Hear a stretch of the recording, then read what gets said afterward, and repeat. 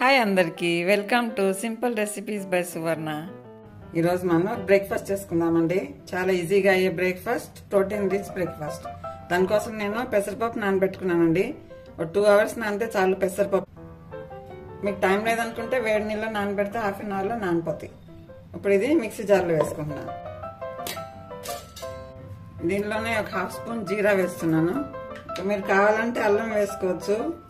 నేను అల్లం వెల్లుల్లి పేస్ట్ వేస్తున్నా.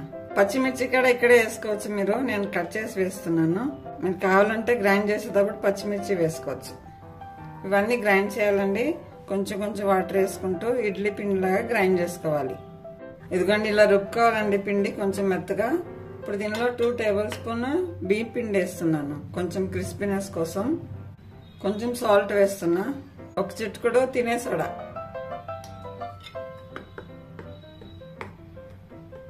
ఇవన్నీ వేసి మిక్స్ చేసుకోవాలి.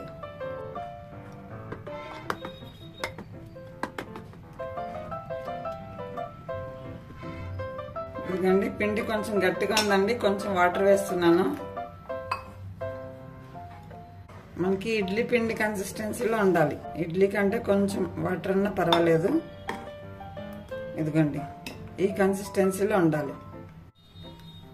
ఇక్కడ వెజిటేబుల్స్ కట్ చేసుకున్నానండి. సన్నగా కట్ చేసుకోవాలి వెజిటేబుల్స్. నేను క్యాబేజ్, క్యారెట్, క్యాప్సికమ్, పచ్చిమిర్చి, ఆనియన్స్ తీసుకున్నానండి.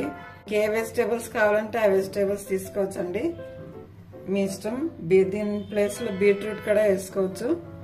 ఇప్పుడు మీరు కావాలంటే ఇది వెజిటేబుల్స్ మొత్తం పిండిలో వేసి కూడా వేసుకోవచ్చు, లేకుంటే పైన టాపింగ్స్ కూడా చేసుకోవచ్చు. ఇప్పుడు చేసుకుందామండి మిగతా ప్రాసెస్. ఇక్కడ ప్యాన్ తీసుకున్నానండి. ప్యాన్ వేడైంది. కొంచెం ఆయిల్ అప్లై చేశాను ప్యాన్ కి. ఇప్పుడు మన ఈ బ్యాటర్ దీని మీద స్ప్రెడ్ చేసుకుందాం.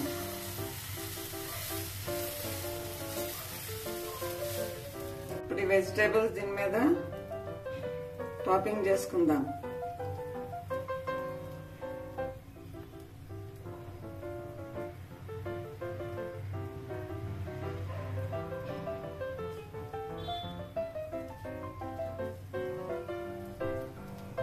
కొంచెం ఆయిల్ అప్లై చేస్తున్నా. మూత పెట్టి ఉడికించుకోవాలి. సెకండ్ సైడ్ ఫ్లిప్ చేసుకోవాలి.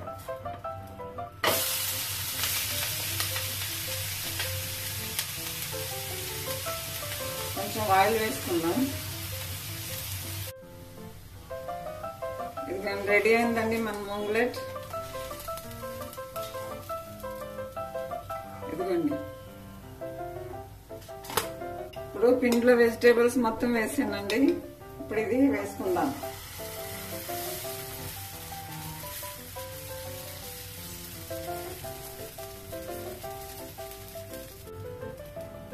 కొంచెం ఆయిల్ అప్లై చేస్తున్నా.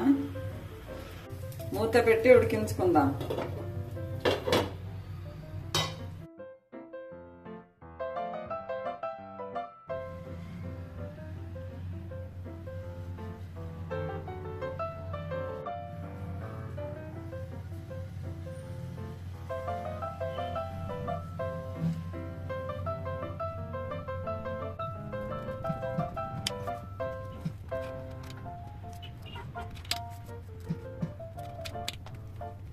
ఇదిగండి పిల్లలు ఏ వెజిటేబుల్స్ తినరో ఆ వెజిటేబుల్స్ దీనిలో వేసేసి ఇలా దోశలాగా వేసేస్తే తింటారు.